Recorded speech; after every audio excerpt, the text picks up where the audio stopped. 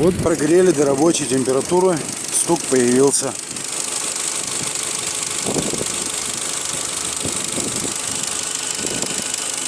Стук идет где-то со стороны, вот прямо как будто с рампы, либо вот с коллектора, где-то вот в этой области.